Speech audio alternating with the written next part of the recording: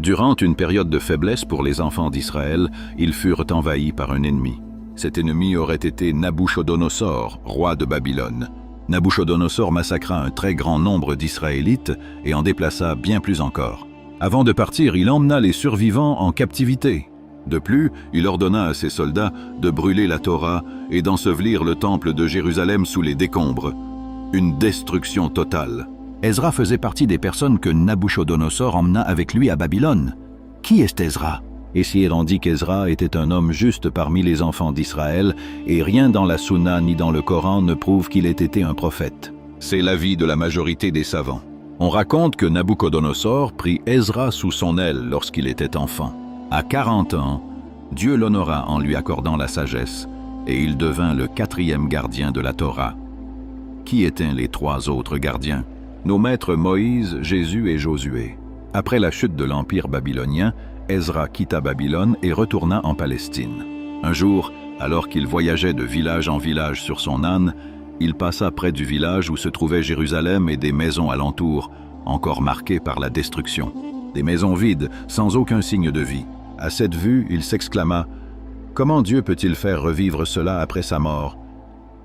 La question d'Ezra exprimait son émerveillement devant la puissance de Dieu et non son incrédulité. Après s'être posé cette question, il descendit de son âne, le mena dans un de ces lieux déserts, l'attacha près de lui et sortit son repas, car le soleil venait de se lever.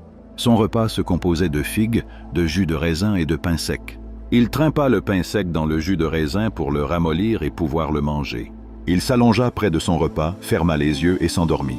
À son réveil, un ange descendu du ciel se tenait devant lui et lui demanda « Combien de temps es-tu resté ?»« Combien de temps as-tu dormi ?»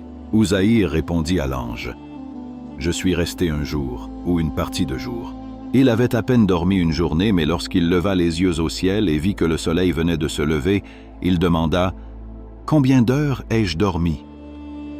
L'ange lui répondit « En réalité, tu es resté dans cet état 100 ans. Regarde ta nourriture et ta boisson, elles ne se sont pas gâtées, et regarde ton âne. Nous avons fait cela afin de faire de toi un signe pour les hommes.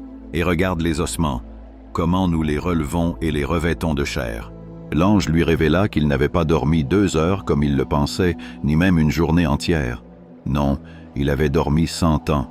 Et le miracle était que sa nourriture et sa boisson, figues, pain sec et jus de raisin, étaient encore fraîches, intactes. Mais l'âne mourut et se décomposa, ne laissant derrière lui que des os et de la poussière. Alors, pourquoi l'âne? Alors Dieu voulut ressusciter l'âne sous les yeux d'Uzaïr, répondant ainsi à la question qu'il s'était posée avant de s'endormir. Et en effet, Dieu ordonna aux os de l'âne de se rassembler, puis, lorsqu'ils furent réunis, il ordonna que la chair les recouvre, lui rendant ainsi la vie. Tout cela se produisit sous les yeux d'Uzaïr. Uzaïr, qui se considérait déjà comme un miracle en ressuscitant. Et ce n'est pas tout. Uzaïr fut stupéfait lorsqu'il réapparut à l'endroit où il avait passé 100 ans et découvrit que tout le village avait surgi de nulle part, comme s'il était revenu à la vie. Dieu Tout-Puissant dit, verset 259 de la sourate Al-Baqarah, ou encore comme celui qui passa près d'une ville effondrée sur ses toits. Il dit, comment Dieu pourrait-il la faire revivre après sa mort? Dieu le fit mourir pendant 100 ans, puis le ressuscita. Il dit, combien de temps es-tu resté mort? Il répondit, un jour ou une partie de jour. Dieu dit, en réalité tu es resté 100 ans. Regarde ta nourriture et ta boisson. Elles ne se sont pas gâtées. Regarde aussi ton âne. Nous ferons de toi un signe pour les gens.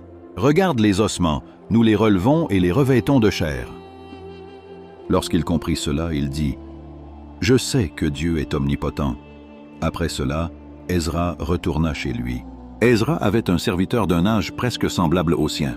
À son arrivée, il constata qu'elle avait environ 140 ans et était aveugle, tandis que lui n'avait qu'une 50aine d'années, car il était ressuscité au même âge qu'à sa mort.